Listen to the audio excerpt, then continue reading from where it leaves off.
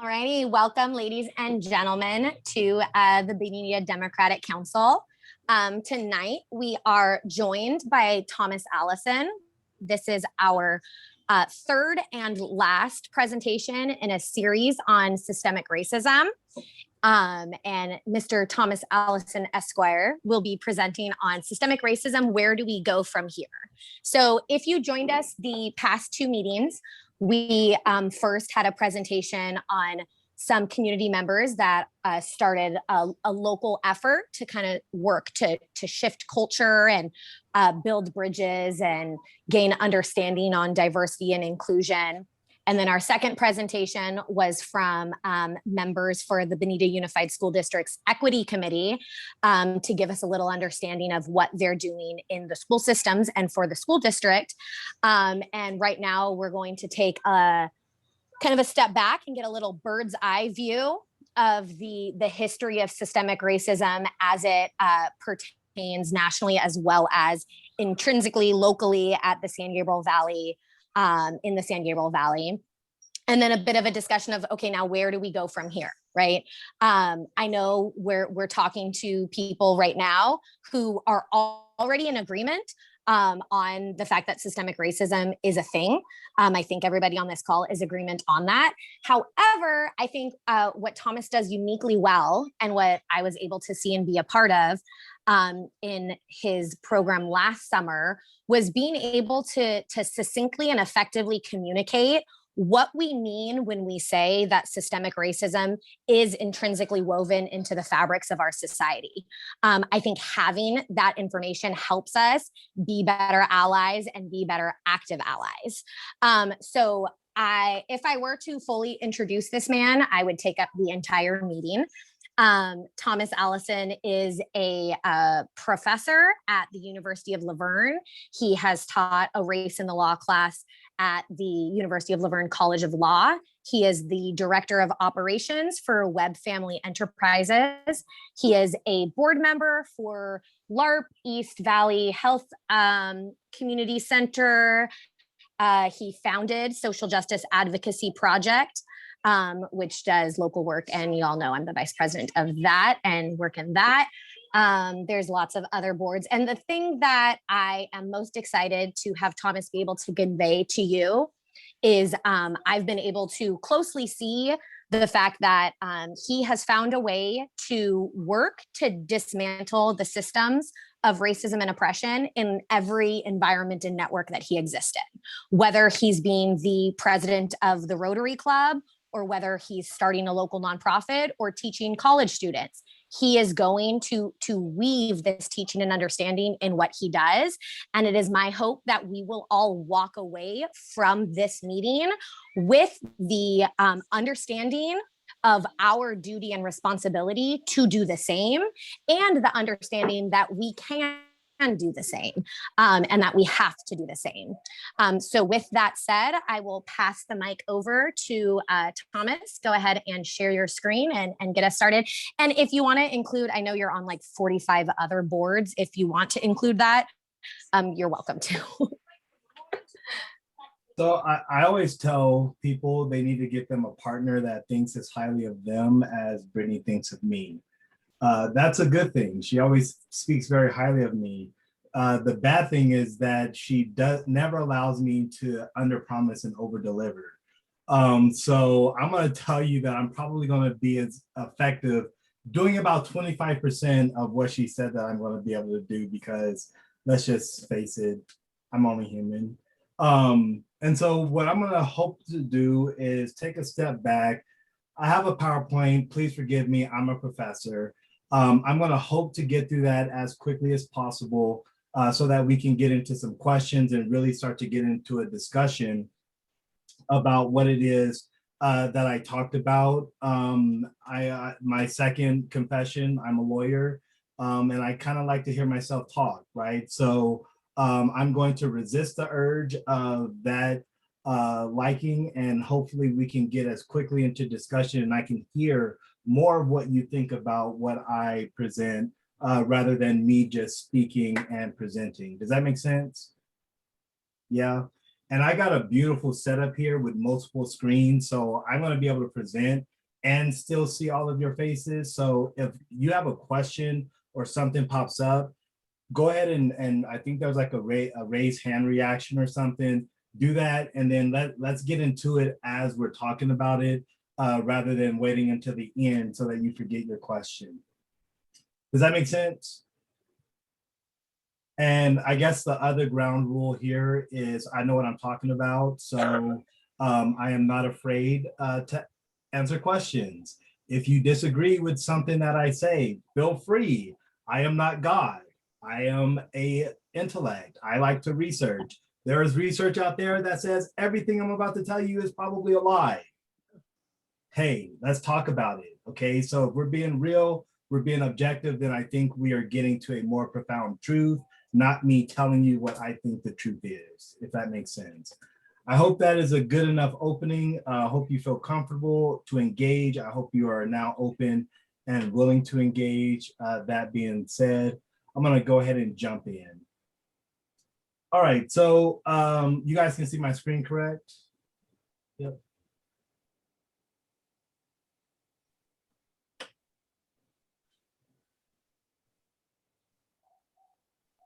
All right, you guys got the right view. Open up mine. All right, so let's go ahead and get started. First, we are going to be talking about race permanence. What the heck is race permanence? Race permanence is the concept that racism controls the political, social, and economic realms of US society, right?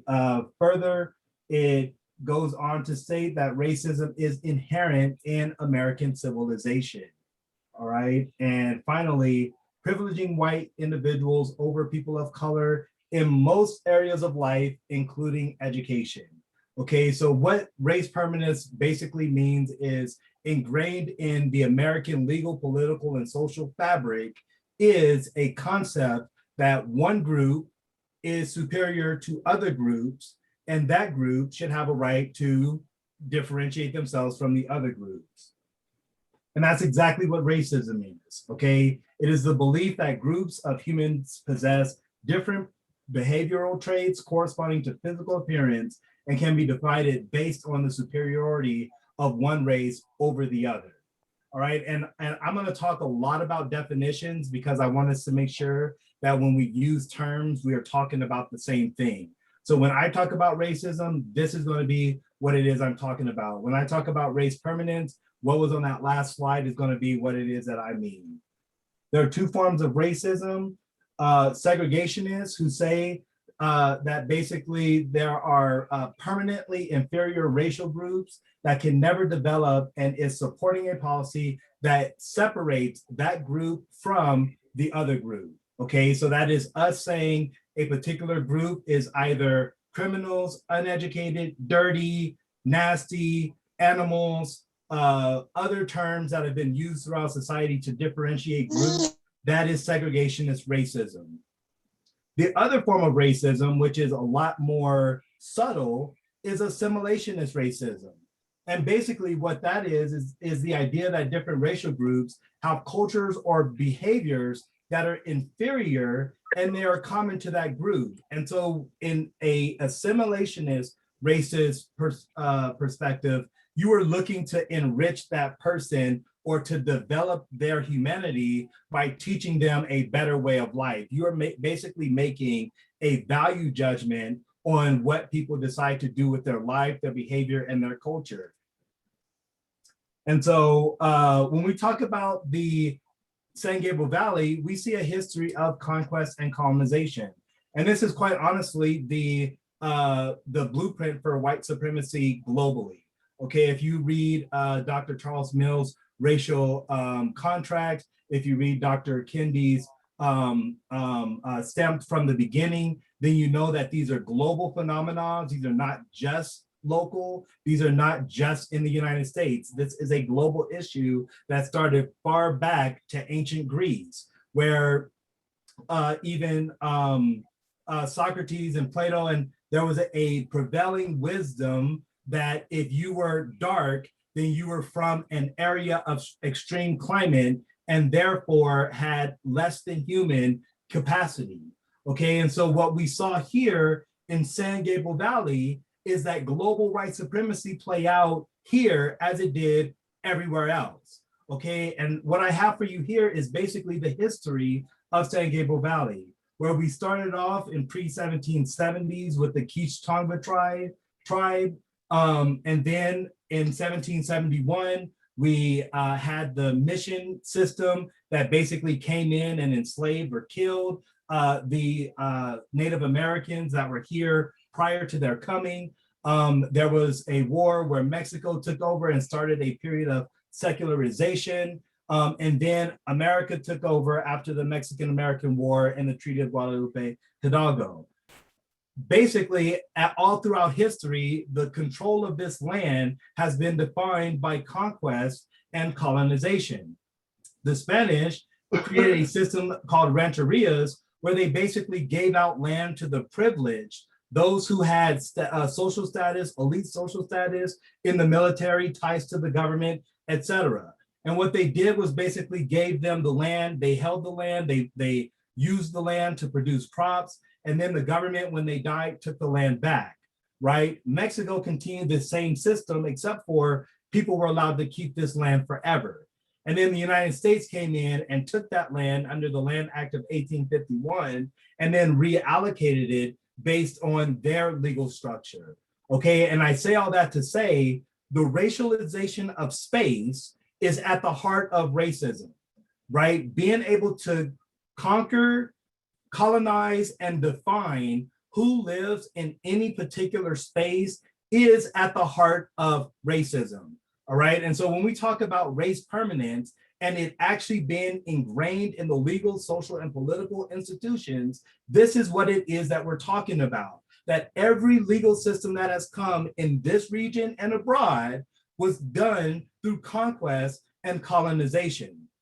And without grappling with that history, then we're basically not setting anything straight, all right? And so 1968 is important because there was the Fair Housing Act, a lot of legislation came down that basically said, what you're doing is not okay, we're reversing some trends. And we did see the law stop in a lot of ways, formally doing what we call de jure segregation, right? But we ended up getting into de facto segregation, right? And so after 1968, we saw the expansion of policies such as racial restrictive covenants and zoning, where zones were actually constructed in order to make houses a certain lot size. That way, these houses were so of such a value that no one without means could afford them. This is another form of segregation. Or you were just outright denied the right to sell your property to somebody of a minority race. If you own property in Laverne, San Dimas, mostly anywhere in the San Gabriel Valley, look far enough back in your titles and you'll see this reflected in your property documents. And then what we had was white flight, where now you have this influx of minorities, you have white people exiting. And I'm going to show you a map that shows exactly how this happened. Then we have blockbusting, where you have real estate agents coming in saying, hey, the minorities are coming, you need to leave. Within a 20-year span, we saw Monterey Park go from more than 90% white to more than 80% Asian, right? And that had a lot to do with white flight and blockbusting. Income discrimination, you saw a vast hike in the prices of housing in white areas. And what this did was it created a differentiation in status where only certain people could afford to live certain places in the region. You couple that, income discrimination, you couple that with mortgage discrimination, the fact that people aren't making enough and can't afford the housing, then you create a system of segregation that happens naturally. You don't have to have it in the laws now, it is actually in economics. And then finally, if I'm a Black homeowner, and this is still shown present day, if I want to sell my property and buy somewhere else, there's a statistical likelihood that I'm going to get less for the property that I want to sell, and then therefore be able to get less property where I move. which means even wealthy Black people are still having to pay more for their property than, say, poor white folks, okay? And so that's why race is embedded, that's why the argument of race being embedded in the economic, political, social, and legal institutions is the argument. And we see this population trend here, where you see an increase in the Asian community after a passage of immigration laws that opened up more immigration. You see the Latino group stay relatively the same. And then this is the white flight that I'm talking to you about, where you see an exodus of white folk from the San Gabriel Valley into other areas that are less populated by minorities. This is a map that shows the San Gabriel Valley. If you look around here, this is Verne, San Dimas, right? I think most of the people on this call live around here, right? This is white dominated area. You go closer to Pomona, then you're seeing more of a mix. You get deeper into Pomona, then you have a majority Hispanic population, right? Here you get the mix, and then you have the Asian enclaves here. The center is made up of mostly Hispanic, but notice the concentration of these groups, right? And you see the concentration of white individuals along the edge, where coincidentally, all of the property prices are higher, right? So when we talk about segregation, we're living segregation. Today, the same exact racial policies that existed and started back during the Keach Tongva era is still defining our region today and how people are living. Here's an economic picture to show you the actual realities of what I just showed you here, right? If you look at the region, these are regional economic statistics based on the 2019 census, right? Homeowner occupied, the average in the region, 59.7. High school graduation, 82.4. Bachelor degrees, 35.2. Home values, about 630,000, about 11%, about 9%. Now, if you look here, you see white majority cities surpass the averages in all of the positive ways, right? Even home value. But if you look at poverty rate and uninsured, they are lower, right? Latinos are lower in all of the good statistics, including home averages, but are higher in the bad ones.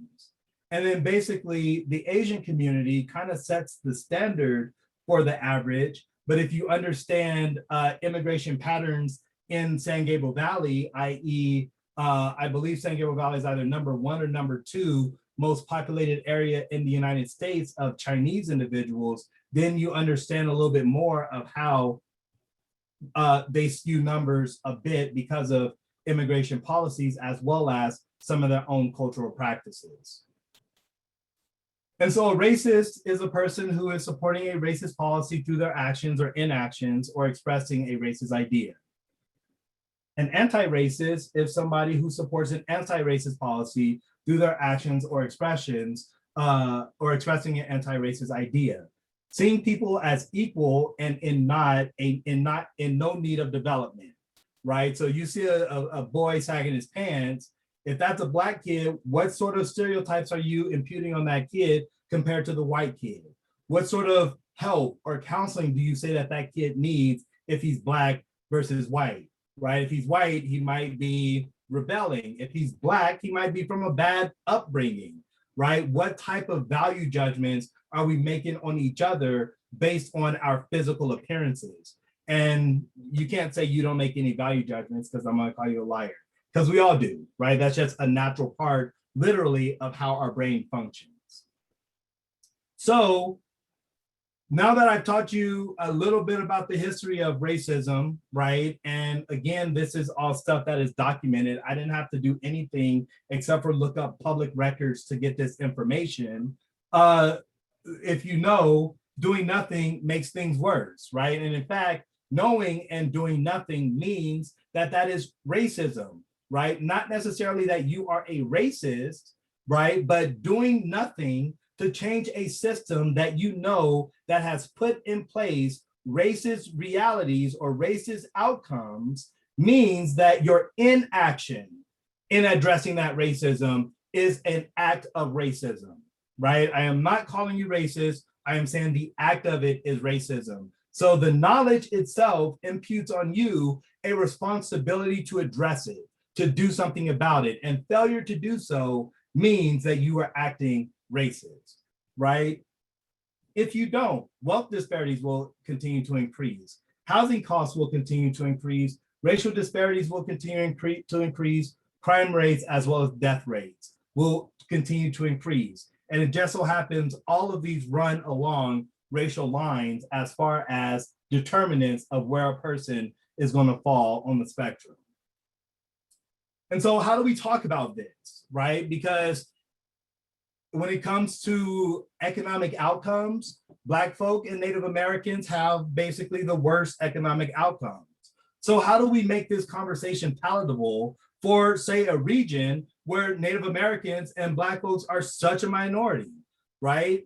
Well, we do what's called interest convergence. And basically interest convergence means that a majority will only support the interests of the minority if those interests align with their own.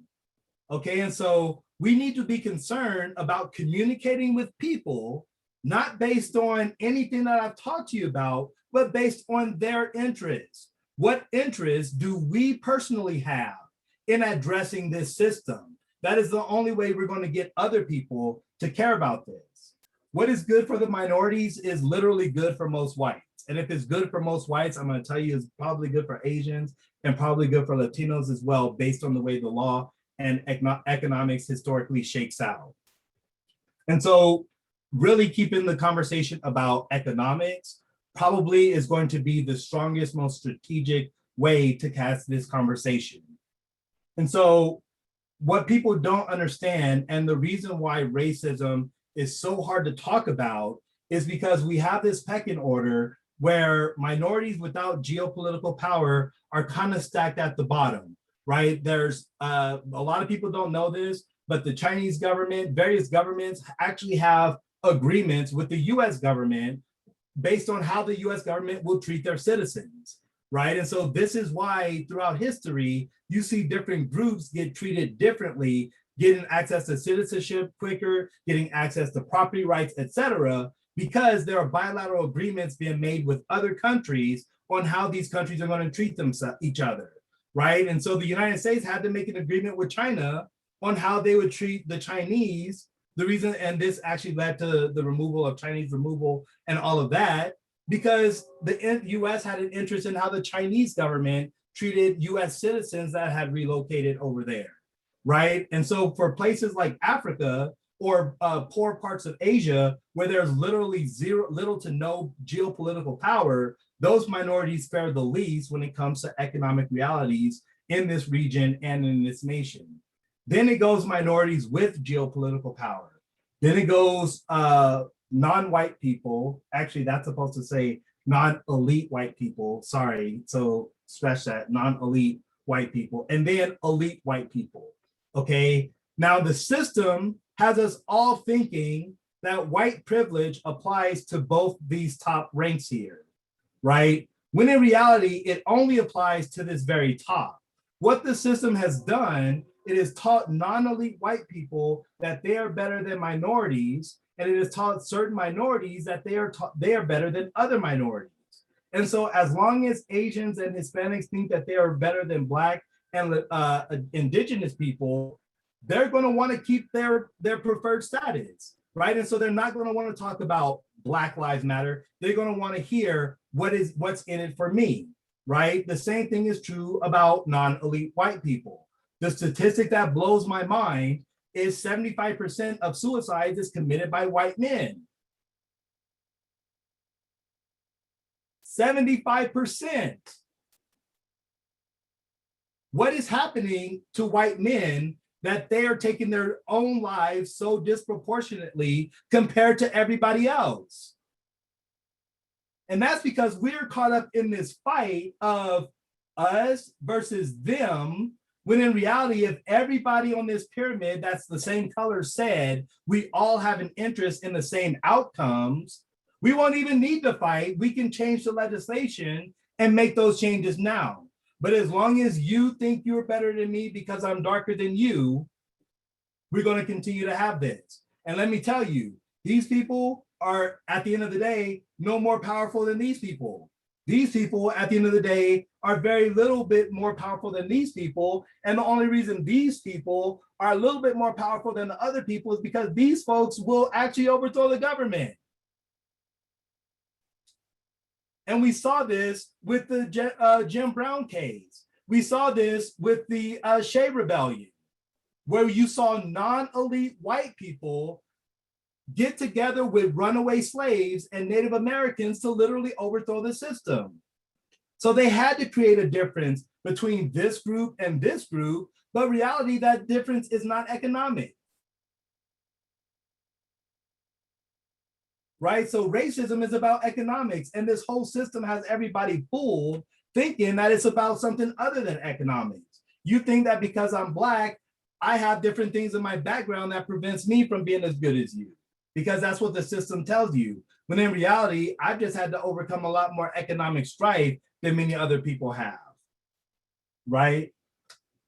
And so we reject colorblindness because in order for the system to get right, the system needs to address itself, right? And so when we are addressing racism in the system, we are addressing the system, okay? A racist system means the system is racist. It does not mean the people in the system is racist, right? So when your neighbors get defensive, when your folks get defensive and say, I'm not racist, I'm not saying you're racist, but we're all living in a racist system. And I got a 112 slide PowerPoint that I can send you that has every single legal case that shows you we are in a racist legal system. And it's on the record, none of this stuff is made up. And so demanding a colorblind system without fixing the issue caused by the system's color discrimination leaves in place the same racist system that we're trying to get rid of, right? So colorblindness is not enough. Otherwise, it's inaction and it's racism. And so this is why the wealth gap will continue to grow between white and minority communities. But I want you to take note of this. The wealth gap between rich white people and poor white people is growing even faster than the wealth gap between white people and Black people.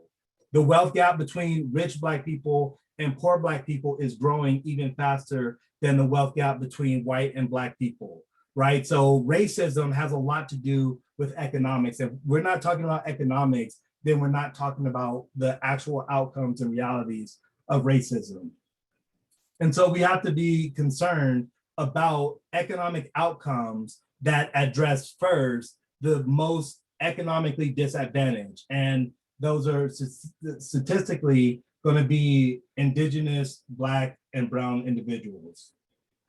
So make the conversation about economics. How much are we losing? We have about $1 trillion nationally that is being lost in our GDP every year as a result of racism. How much do we lose if we continue to do nothing? The net wealth of the Black community is anticipated to be zero in about 30 years. Imagine that economic reality when you have a bunch of people with nothing to lose.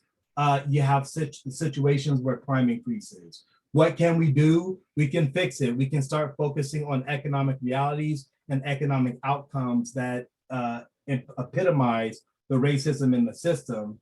And how much would doing something cost in relation to doing nothing? And that's a question that I think only time will tell, but we have to have the bravery to try and figure it out.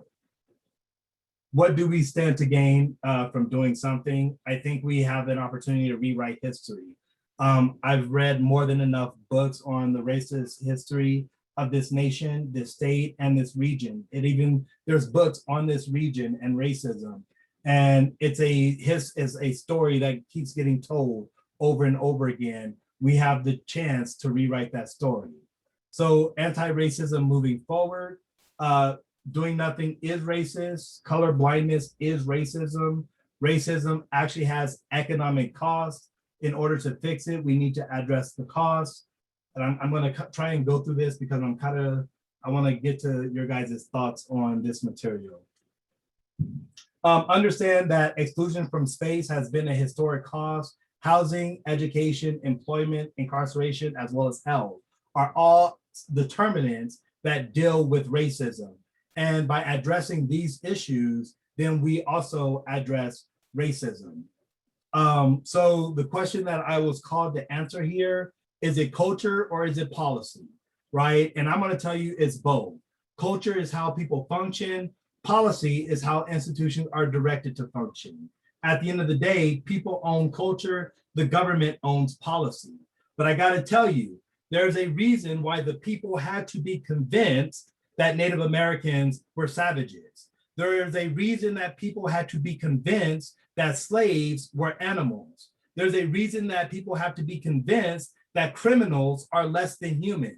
The reason people need to be convinced is because it is not in our nature to treat each other the way the system has set us up to treat each other, right? And so if people didn't need to be convinced, then I'd say culture is not a solution, because what are we going to do about it? Like, if the policy is going to, at the end of the day, rule, it doesn't matter.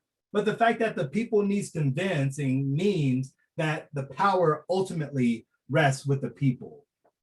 And so culturally, addressing the cost means changing the perception of non-whites that they have of minorities, change the perceptions minorities have of other minorities, change the perception that non-minorities have of themselves, and then change the perception of minorities that minorities have of themselves. And by changing these different perceptions is how we'll ultimately get to the cultural changes that need to be made. Some practical steps that can be taken: make sure that the businesses you support actually have bold initiatives to address this issue. Every position you hold, ask questions about equity. Who's at the table and who should be there? The space that you fill, make sure that you are filling that space, and that's supposed to be FILL. Ask where others are who don't look like you in that space, right? If you're in a group, you're a white man, and everybody in there is a white man, I guarantee you the only reason why there's nobody else at that group has nothing to do with their lack of interest, right? I've been finding out from a lot of people that they just don't think that people are interested. The reason why you show up in a room and it's all white people there. Well, where's access to other people? Go out of your way to confront your own bias. What are you thinking about other people that makes you act the way that you do or perpetuate system of racism? Stop treating minorities as one person, right? Whenever a Black person does something, wow, there goes the Black community, right? Where when a white person does something, that person, we're able to assess their mental health, we're able to assess their background. What is it unique about that person that made them do that? Every person deserves that, right? Whether you're a Black person, Asian person, white person, etc., we all should be looking at the individual rather than the group that they belong to. All right. Recognize that addressing racism is fixing the system, not the problem of any person. There's a book that talked about segregation, right? And segregation is always talked about making the people who were inferior feel less inferior. Well, what about the people who were taught to feel superior? What did that do to them? And what we ultimately find out is that it did absolutely nothing to change the mentality of those who thought they were superior in a segregationist system. It only changed the context of the way other people thought of themselves in that system. And then what has the absence of minorities in your life done to your perception of who they are? I now have the privilege of working at a Black-owned corporation. And I gotta tell you, the culture of the Black community, even in Southern California, is drastically different now than it was growing up, because I have more of an understanding of the culture that we actually have.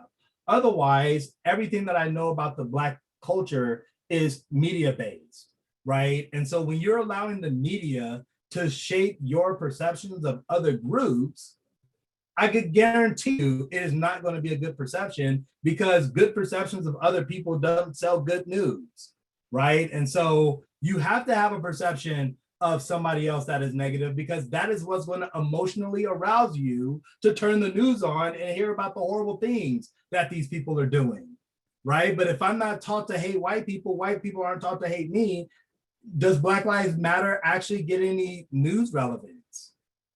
Does it get as much news relevance? If everybody's out marching, cops and Black Lives Matter, I guarantee you that you don't get that coverage, right? But you get coverage when these groups are acting against each other. And so understanding that when we're not exposed to different people and our perceptions of other people are guided and based on media perception, there's a sales motive, a profit motive behind those perceptions that are not best for society. And the best thing we can do is get out, talk to our neighbors, better understand each other and our cultures and what it is that we are about. I have a couple more slides, but quite honestly, I'm not going to talk about them because they go into policy ideas. And I think we've talked enough about the policy ideas.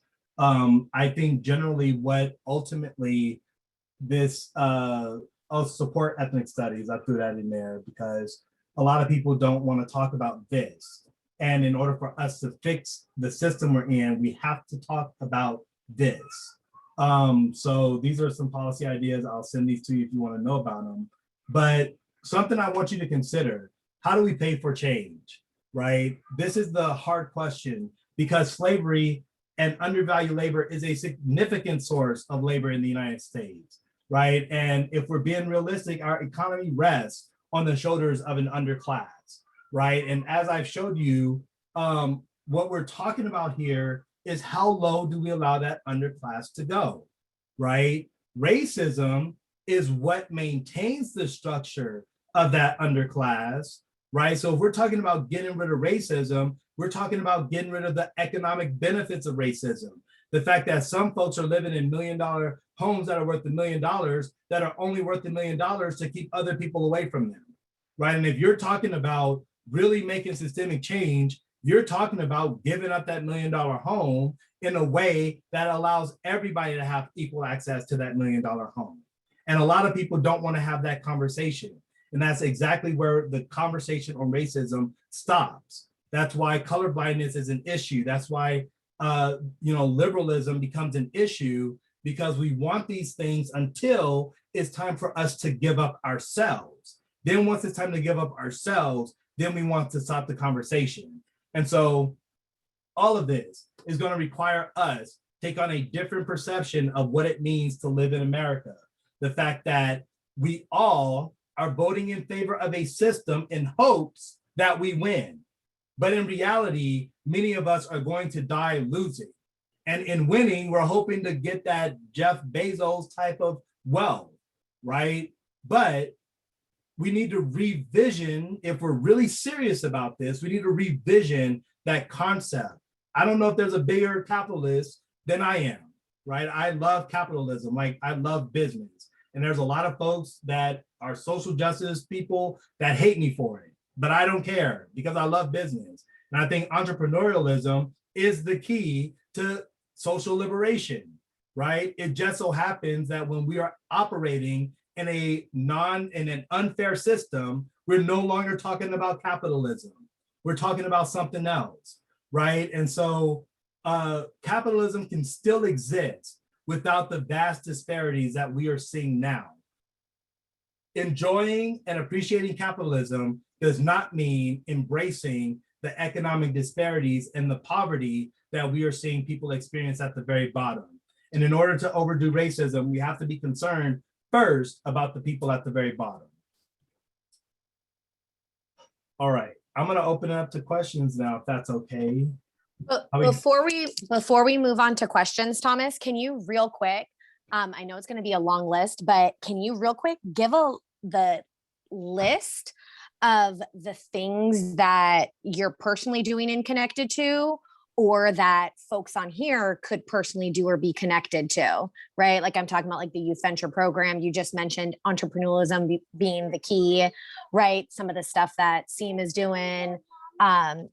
Can you give me like five or so examples of the things that you've done that personally work to dismantle these issues. Can you see? Oh wait, is it? Am I sharing? So, these are some local organizations that are engaged in this work that I think you should be aware of and have on your radar if you're looking to engage with historically established organizations. My personal projects are these. The Center for Black Culture and Excellence, where basically we are working to strategically undo the perceptions that people have of the Black community and that the Black community have of itself by focusing on the cultural and excellence contributions of the Black community to the rest of the community. So this is going to be a full service center where we're looking to shift the culture and thinking of everybody as it resorts to race.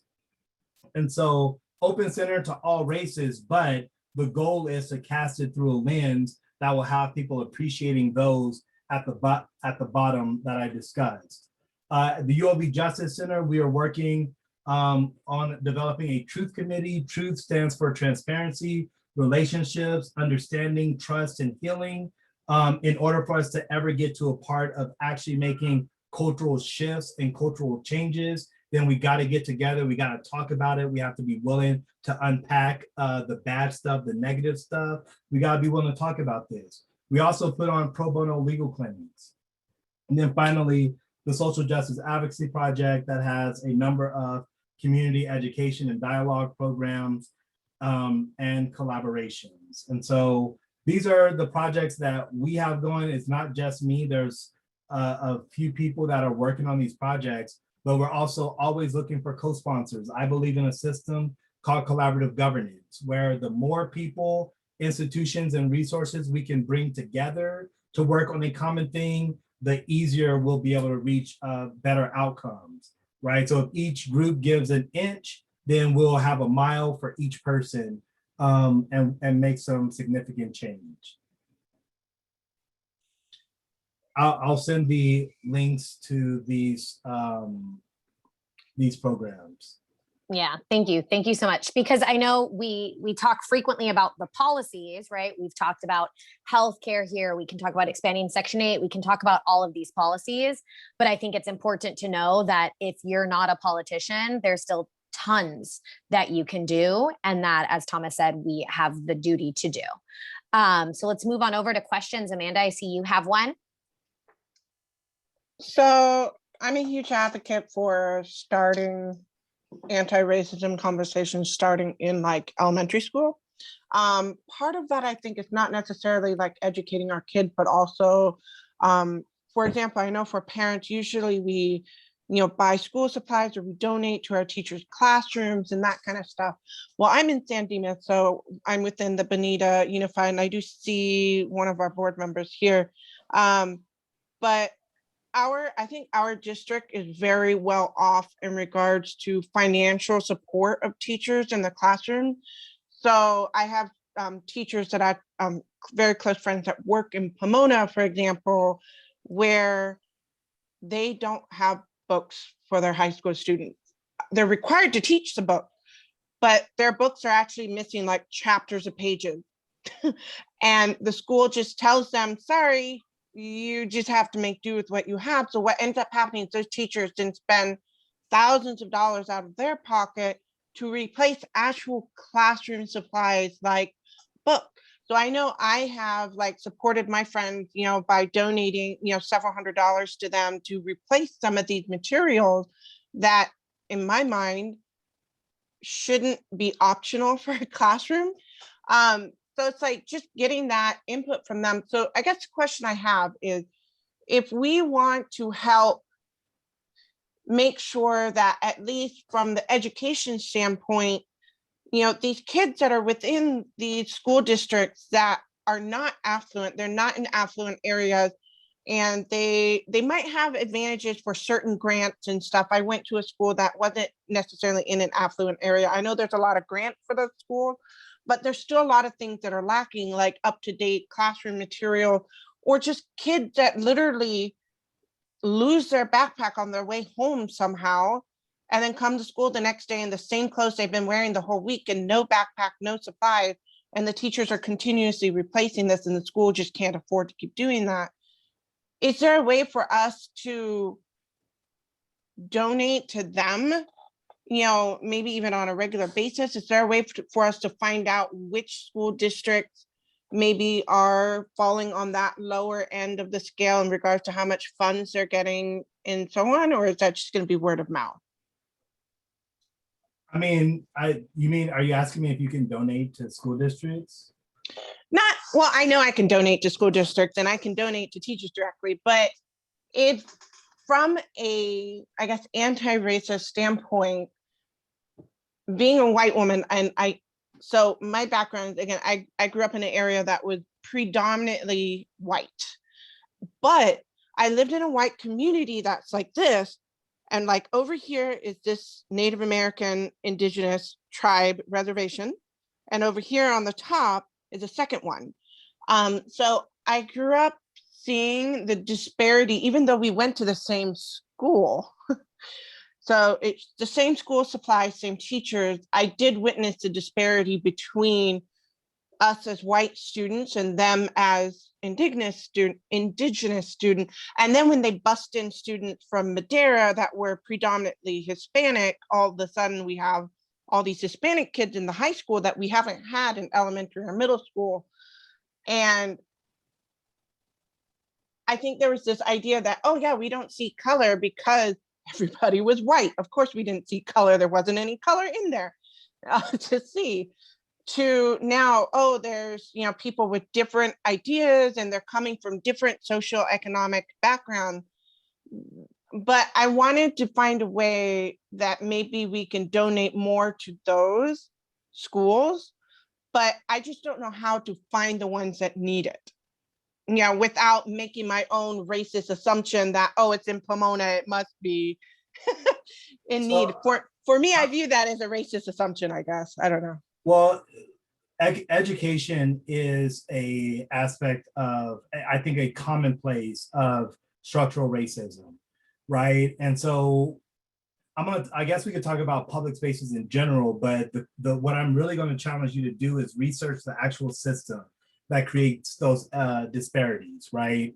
Because what we do in a lot of public spaces is we trigger that color blindness, that we take every student to be the same, right? And so this is a standard for good student. And if you meet this standard, you're a good student. If you don't meet this standard, you're not a good student, with little to no regard to what those students are facing at home and what historically those students' families have been facing.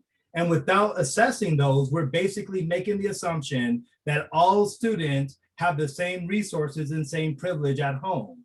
And that is where we get into a lot of issues. The reason why minority students and poor students are disciplined far more disproportionately than affluent students and white students, right? Because and this goes back to the assimilationist racism, right? We have a standard that is the standard. It is the right standard. And if you deviate from that standard, then you are not right, right? And so that is racism. And we see racism play out a lot in the school systems. I mean, I almost sued LA County or the Board of Education in LA for a lot of the historical things that exist that had my client, they kicked him out, right? For reasons that were clearly documented to be linked to school negligence, right? And so the easy thing would have been kicking him out. And there were a bunch of people that were kicked out. And the only reason we got the district to make changes is because I found a lot of those people and we threatened the class action, right? And so many people are kicked out of this system and they don't know that they have rights. They don't do anything about it. And we think we're doing just fine. They're no longer a part of our statistics. Let's tout all the good things that we do, even though really we work to get rid of our problems, right? And so that is an issue of racism that has to be addressed. Housing has to be addressed in that regard. The tax funds that are available to schools have to be addressed in that regard. I think if we want an anti-racist educational policy, then we are concerned about wraparound services to students and their families, right? We are concerned about the students who show up with homeless fathers. That is an issue for the school because that kid is going to show up without the disciplinary support that he needs at home, she needs at home, or the resources. We need to be concerned, where are the parents? What resources are available to the parents? And maybe the school system should be the broker of public resources so that we make sure that we're actually targeting these people through their kids in ways that are actually going to create sustainable changes, right? But there's a lot that I can say on the education system and policy. I take a whole class on it and it bugs me. What is your stance in them busing kids from the less affluent? I mean, I would call it what it is. They're busing minority students from predominantly poor minority neighborhoods into the more affluent white neighborhood and having them go to school there and just kind of fend for themselves. And the way that I'm hearing about it from me as a kid when it started, and I'm 34, to now where there's, if I'm not wrong, they're still doing this, is, oh, well, we want to make sure that, yeah, you say you want it to be more equal. We don't want all white schools. We don't want all Black kids have to go to this school. We want them to be able to go to this one. So here we're going to, kind of make it easier. But I'm almost feeling like this is a way of spotlighting a few star students in a way. And it's like, okay, their grades are high enough, so they'll do well over here. But then, because I've had a conversation with my brother-in-law who went to a more affluent school in Long Beach, that was predominantly white, but a good portion were also African-American students, but it was predominantly white. But he did say that part of the problem is he was held at a different standard. And then when he goes home to his less affluent neighborhood, it became more apparent what he didn't have there. And then he started to kind of look down upon the rest of his peers locally. So he wanted to kind of remove himself from that in order to move up in the world. But he said it created this kind of disparity for him because he didn't fit in with the white world that he was shoved into in the school system. But now he no longer felt he fit in with where he lived either. Does that make sense? Yeah, it does. And I'm going to get critical, right? Critical race theory started because of that very question, where we had lawyers for the NAACP representing students and fighting for integration, right? Integration was the goal. Nobody was asking the question, is integration actually good for the students? It's good for society, but is it good for the students? As lawyers, we owe our duty of loyalty to our clients and our clients alone, right? So you had NAACP lawyers fighting for integration using their student clients as the catalyst to this fight. Derek Bell started asking the question, is this actually in the best interest of our students? What does integration actually mean for the Black students that is forced into that situation? It means that they usually have to wake up earlier to travel further, right? It means that they usually have less time for homework because they have to travel further back.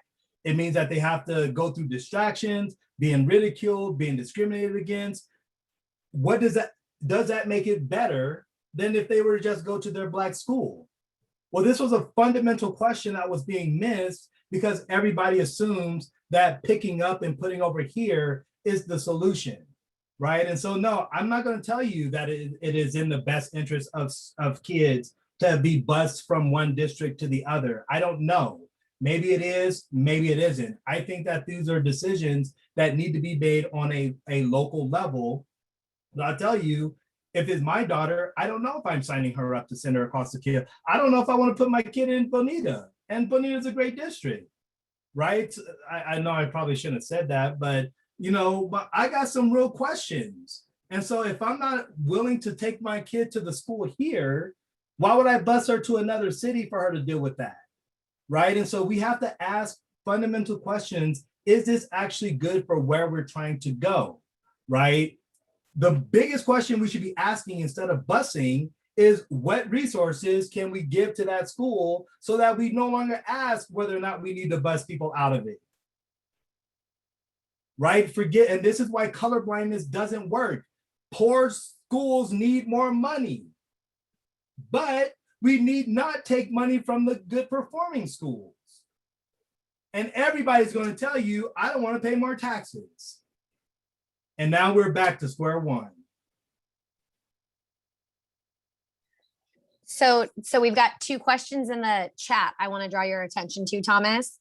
The first, as this is a political club, what is your top political system reform, right? Like if we could advocate for one thing, what could you even pick a top thing? Could you even pick the one thing? And then along with that, Chris dropped a question in about how we kind of discuss this in light of all the anti-CRT dogma that we hear. Do you have a political reform dream as it comes to education? Earlier in, go ahead. I think it, like, literally, when you look at housing and economics, it's all going to stem from there, right? If kids are hungry, it doesn't matter how good their school is. If kids are in single parent homes, it doesn't matter how many guidance counselors you throw at them, right? Like, we have to be concerned about the economic situation of people. And if I could snap my finger and change one thing, it would really be changing how we deal with economics, the actual bottom people. What we consider too low? And I would want to raise that because I think it's too low. So really, it's that. I mean, I can go into detail on how the system is constructed to bifurcate all the power and fragment all power so that it's harder to get collective movement. So I would reform that. You can reform the electoral college. There's election legislation. There's police reform legislation. There's a lot up. But quite honestly, the political agenda setting system that we have is going to be a bottleneck to all of it, right? So you're talking about dealing with economics, but you're also talking about reforming the actual agenda setting system that gets to determine what issue gets to come up for vote or not. Let me see, anti-CRT. So here's the thing. Everything that I taught today is CRT. The tenets of today's presentation is CRT. I didn't tell you it, right? But race permanence is a tenet of CRT. Rejection of colorblindness and liberalism is CRT. Interest convergence is a tenet of CRT. Everything I told you is going to be taught in my critical race theory course this fall, right? And so what we do is we get so caught up in emotion and arguing emotionally with people that we forget about the facts, right? I don't need to convince you that America is a racist system. I literally only need to show you the cases, right? Like, anybody who says America is not a racist country, I have about 5 cases where the Supreme Court has said we are a white nation and rights were distributed based on being a white nation. The big secret, quite honestly, that I think that maybe we'll find out, maybe we won't, I think the system thinks it has already paid Black people reparations.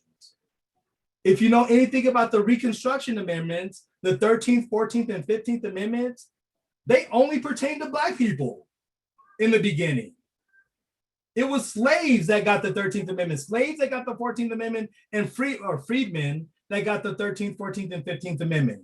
They did not apply to Chinese people. They did not apply to Latino people when they were first passed.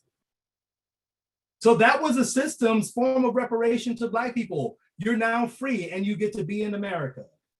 The Equal Protection Clause grants you citizenship.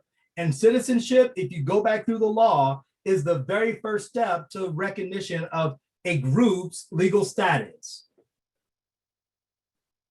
And you can see how Chinese were granted citizenship at a particular time. Filipinos were granted citizenship at a particular time. Japanese were granted. It was all in phases based on what they were given to the country. Filipinos can only get their citizenship if they signed up for the military. Even though we had the equal protection clause that should have guaranteed them the same citizenship rights as the Japanese and Chinese.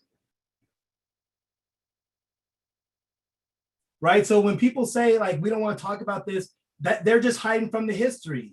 Is there an actual persuasion for that person? Right? And I'm of the opinion that not everybody needs to be persuaded. You need a critical mass.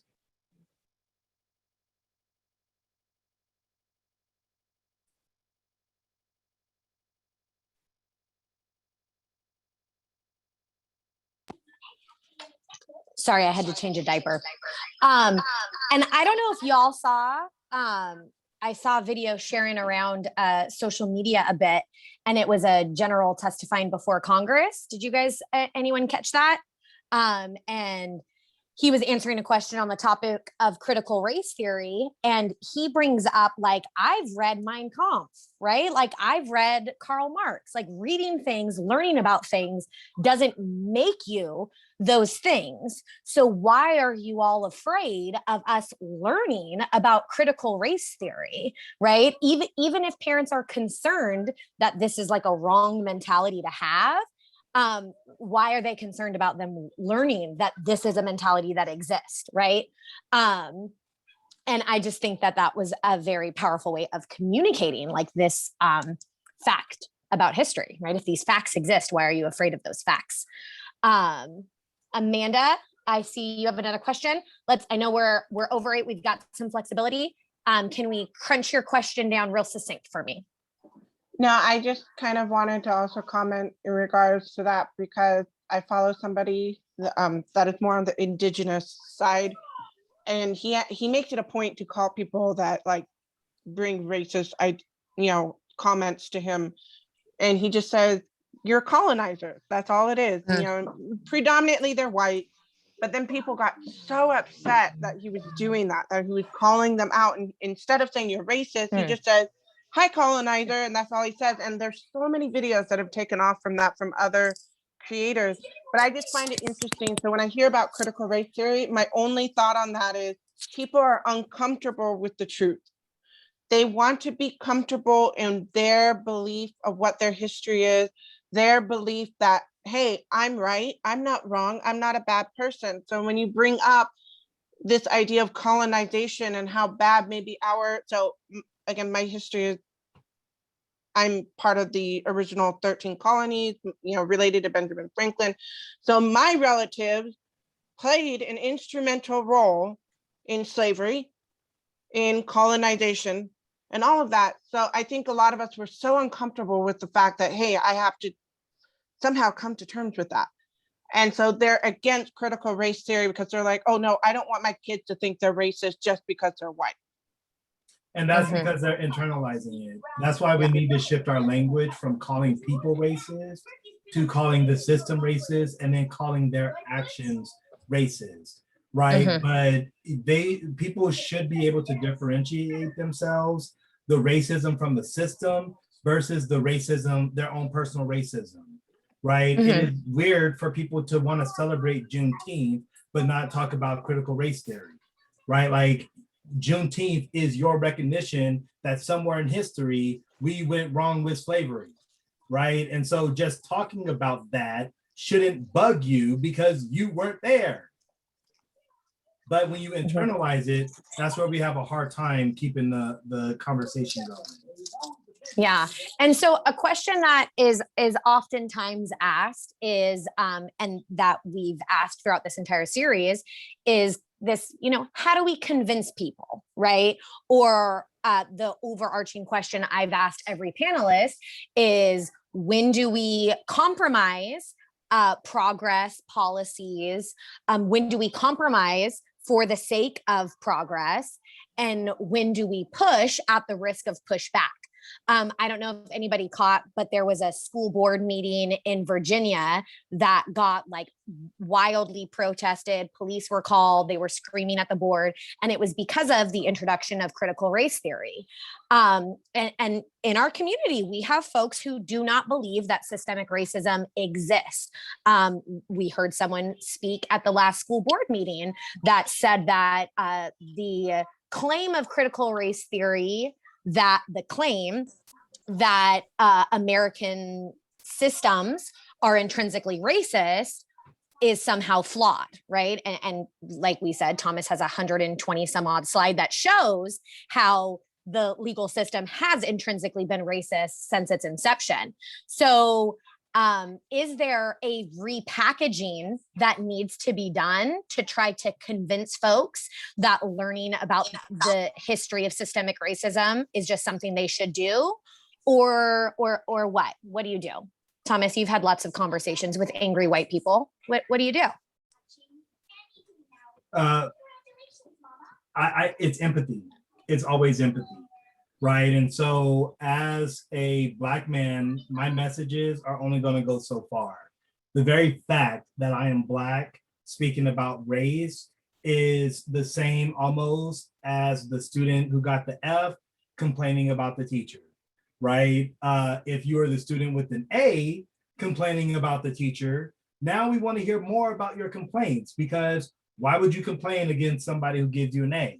Right. And so being able to reach people where they are and exercise empathy in ways that you know best is the way to do it. Like, you don't need to convince them using race permanence. A lot of people, that's going to automatically be the reason people stop talking or stop listening. And in fact, the only reason I use it here is because I wanted to prove the point at the end of the day that critical race theory is not scary, right? And so it being a tenet of critical race theory, you shouldn't be scared. But the language that we use, the concepts that we use, the way that we connect to each other is important, right? So talking to a white man who makes less than I do about his white privilege, that's going to be an issue, right? And so the only way I can connect with white men in that regard has been showing them ways in which if I were to sell my home, I get less money than they do. So then it's like, oh, okay, so you're still, even though you are in this level of society, you are still having to face these things. People need to see that it is real, right? But then there's going to be some poor white people that say, I can't even afford a house, right? So if you're a Black man and your complaint is you're not going to get as much money back for the house that you could afford to buy, and I'm white and I can't afford a house, then that means I'm not privileged. Even though you're sitting there with no degrees and I have 4 and $600,000 of educational debt.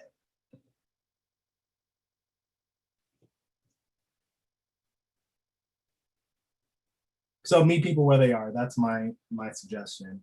I don't know about compromise. That's something that I think you make strategically. You make that decision on the go. What can you gain in this moment versus what are you stand to lose by pushing too hard? If you know about agenda setting, which is a part of what I studied in public administration, incrementalism is the way that policy works on a larger scale. So going in and saying we're going to flip everything upside down, absolutely not. Never going to work. You see what's happening with Gascon. I think he has some great ideal reforms, right? But if other people don't come with them, if there aren't resources that are given in lieu of prosecution, then he's a lone wolf out by himself, and he's going to be facing a recall, right? So where are all the other county resources?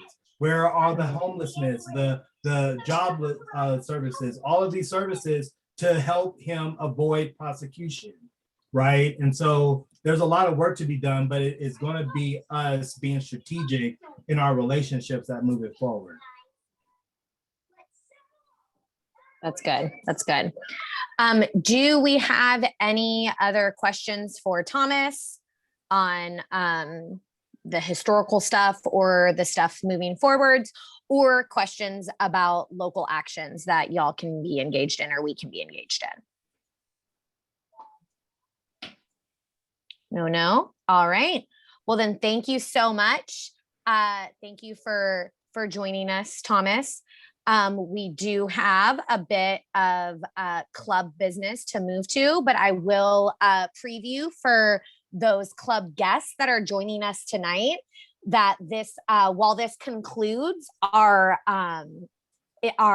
session, our series rather, on systemic racism, I truly believe that I seek to see almost everything we talk about here through the lens of equity.